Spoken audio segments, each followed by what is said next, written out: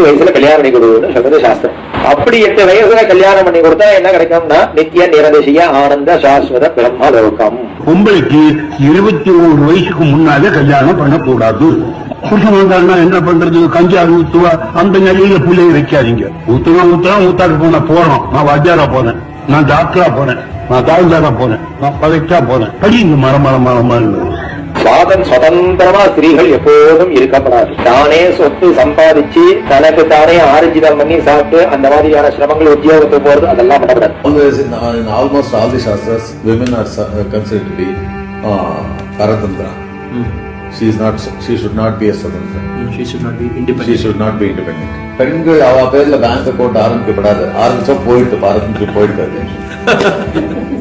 உங்க அம்மா 21 வயசுக்கு மேல கல்யாணம் பண்ணா இப்ப என்ன அவசரம் பாத்துக்கலாம் அப்படின்னு சொல்லணும். நீங்க அவ்வளவு சுதந்திரமா வசதியா இருக்கணும்.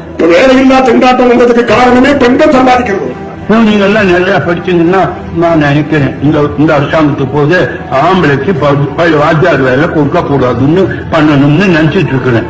வாத்தியார் வேலை பொம்பளைக்கு தான், தபால் ஆபீஸ் வேலை பூரா பொம்பளைக்கு தான். போஸ்ட்மேன் கிளர்க்கு மணியார் கிளர்க்கு அந்த வேலை இந்த வேலை அந்த ஆம்பளையே உள்ள நுழைய கூடாது. இப்படி வேலைகளை உங்களுக்கு ஒதுக்கி வைக்கிற போது சுகமா நீங்க இருக்கலாம். ஆபத்து சொன்னால் பெண்களை படிக்க வைக்காதே.